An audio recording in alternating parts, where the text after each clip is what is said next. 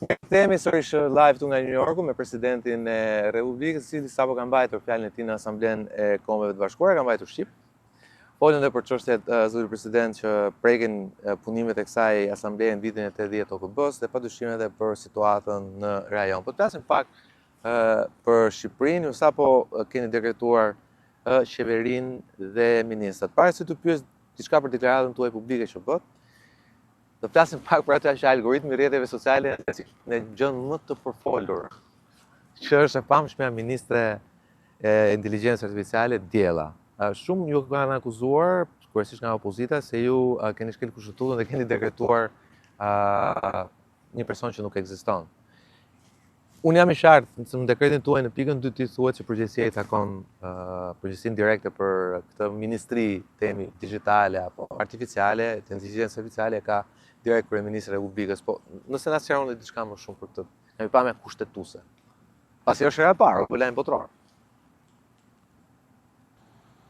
Nga pikpamja kushtetuese, dekreti flet vetë.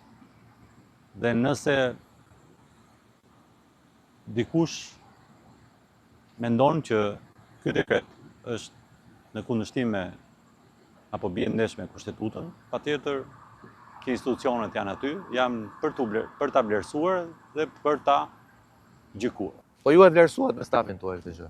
Patjetër që ka qenë një diskutim shumë i gjatë në lidhje me këtë çështje dhe unë mund të them që jetojmë në epokën e inteligjencës artificiale. Sepse keni folur dhe në fjalën tuaj sot në asamble për këtë.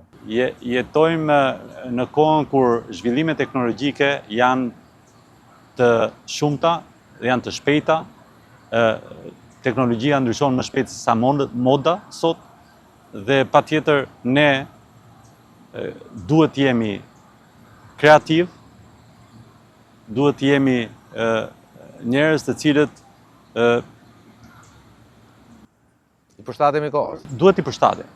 Përveç kësaj, ne duhet të përshtatemi me zhvillimet e reja të inteligjencës artificiale. Patjetër që në këtë algoritëm mendoj që për sa kohë algoritmi nuk komandon njerëzit, po njerëzit komandojnë algoritmin dhe përgjegjësia është aty.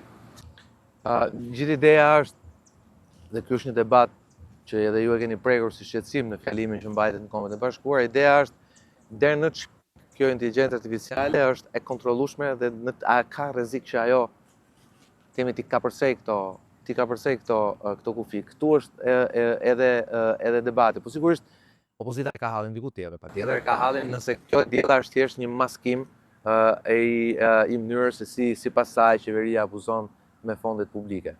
Unë mendoj që në këto zhvillime të vrullshme teknologjike, të lidhura edhe me inteligjencën artificiale, ku e gjithë bota flet për një gjithë organizatat të ndryshme, samitet të ndryshme, konferencat të ndryshme, duhet që ta bëjnë neve të përshtatemi dhe të punojmë fort që qoftë kuvendi, qoftë ligjet që do miratojmë në kuvend, të jenë të tilla të cilët ti paraprin këtyre ndërhyrjeve që ne anatemojmë apo kemi frikë se mund të ndodhin në ta.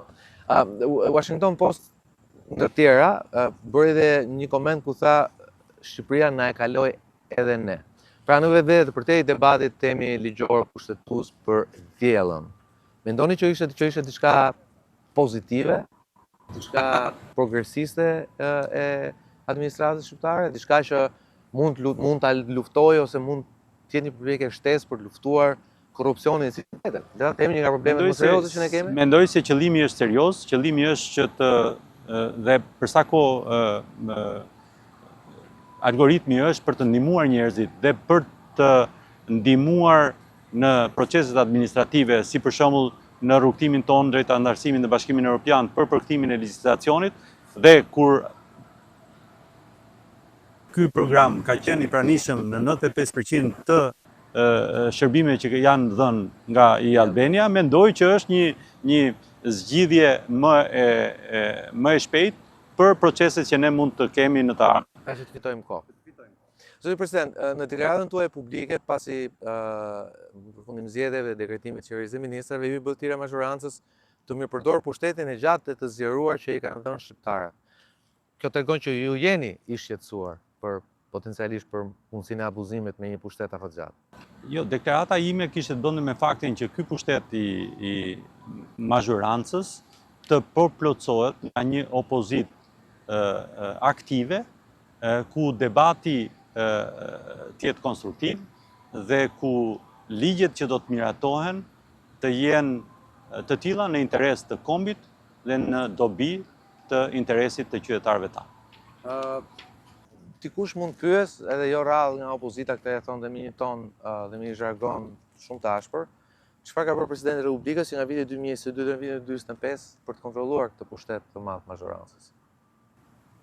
Sa ligje ka kthyer, sa debate ka hapur? Sepse ne praktikisht u jemi mësuar më para se tuaj.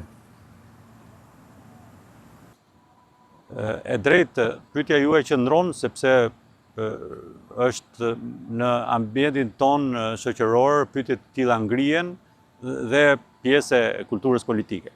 Mendoj që pozicioni i Presidentit të Republikës është i përcaktuar qartë në kushtetutë dhe se Presidenti duhet të ushtrojë detyrën e vet kushtetuese në neutralitet dhe pa anësi. Çdo devijim nga ky postulat do të bënte që Presidenti të shkelte kushtetutën. Dhe unë mendoj që mos përfshirja e Presidentit të Republikës në debatin e politikës së ditës është gjëja e durë që unë do ta bëj gjatë gjithë kohës së mandatit tim.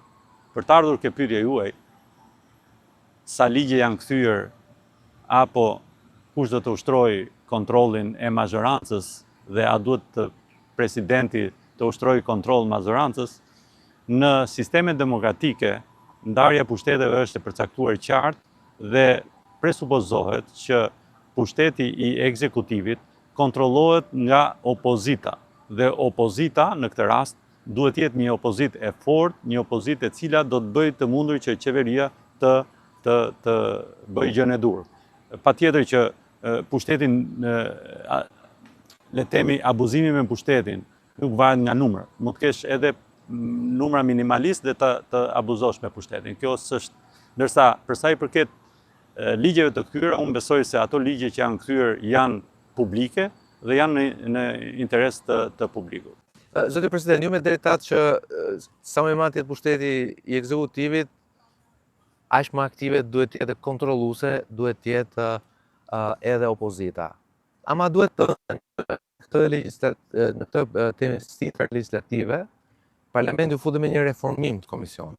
Dhe një nga ndryshimet më të forta ishte fakti që Komisioni i dikushëm i integrimit, ai që sot është për çështjet e Europës, nuk do drejtohet më si dita në 20 vitet e fundit nga opozita, po do drejtohet nga vetë mazhoranca, nga ish ministri i jashtëm për rast zoti Igli Hasani, që është do jetë kryetari i këtij komisioni. Dhe unë nga pikpamja e temi e problemit të shpejtësisë që ne duhet nxitojmë pasi Bashkimi Evropian duket më interesuar se ne herë për integrimin e Shqipërisë, pra kemi disa deadline urgjente, vitin 2027 mbyllen gjithë negociatave, dhe ndoshta brenda vitit 2029 temi edhe presin pastaj vetëm atë fulën politike, të Këshillit Politik Bashkimit Evropian.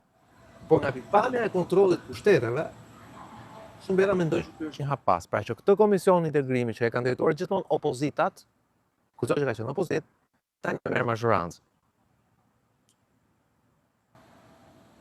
Unë do të thoja që Shqipëria ndodhet në një moment historik për arritjen e ëndrës dhe aspiratës shqiptarëve prej 35 vjetësh për të bërë pjesë e Bashkimit Evropian. Ky proces transformativ i shoqërisë tonë nuk mund të jetë proces që do të dedikohet një individi apo një partie politike. Unë jam i lumtur që në Shqipëri të gjitha forcat politike, pa përjashtim, të pozitës dhe të opozitës, e kanë në misionin e tyre antarësimin në Bashkimin Evropian dhe nuk kemi asnjë kundër.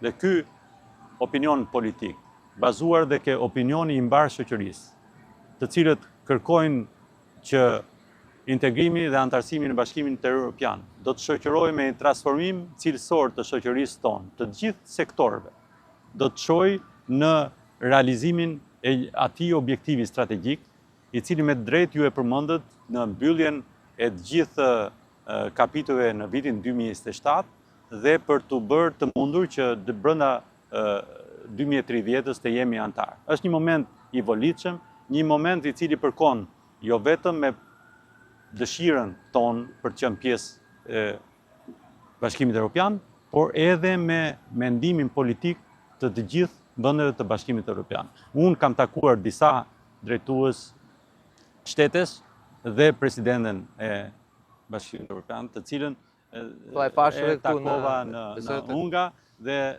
më konfirmoi mbështetjen e Bashkimit Evropian për këtë rrugëtim cilësor të Shqipërisë dhe patjetër vendimin politik që po Shqipëria është duke ecur shumë mirë për të bërë pjesë e Bashkimit Evropian. Okej.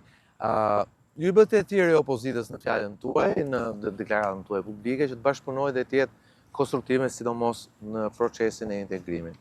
Për fat keq, zotë president, pam që opozita, e cila mund ketë argumentet e saj, njëri prej tyre është ai që unë sapo ju përmenda, fakti që ajo pretendon që po i hiqet mundësia që të ushtrojë rolin e saj, po për fat keq shohim sërish gjuhën e vjetër, obstruksionizmin, bllokimin dhe akte të dhunshme, të cilat me thënë vërtetën në vitin 2025 ngjajnë shumë anakronike. Unë të doja që kuvendi të kryej misionin e vet, atë mision për cilën e ka, të bazuar në kushtetut. Kuvendi duhet të jetë i transparent, të jetë llogaridhënës, të jetë një kuvend ku të jetë i hapur për gjithë faktorët, për shoqërinë civile, për median, për të hartuar ligjen në bashkëpunim, dhe është shumë e rëndësishme që kuvendi të jetë bashkëpunues dhe ligjet të cilat nga pikpamja cilësore duhet të jenë të tilla që të mbrojnë interesin kombëtar dhe interesin e qytetarëve. Pa, e vini re opozita, sidomos e Partisë Demokratike, e cila me thënë vërtetën edhe ju ka kontestuar shëntin e parë që ju zoti presidenti i Republikës, pasi nuk ju votoi, ka bojkotuar takimet ku ju i thirrni në mënyrë të rregullt dhe vazhdimisht, ka kontestuar çdo dekret që ju bëni. A ju shqetëson kjo? Edhe për te faktit që ndoshta ju nuk keni bërë asgjë të gabuar, pa ju shqetëson fakti që kjo është një opozitë e cila nga njëra anë ju kërkon që ta përfshini, por nga ana tjetër kur ju e përfshini, ajo thjesht ju refuzon dhe nuk pranon të vi.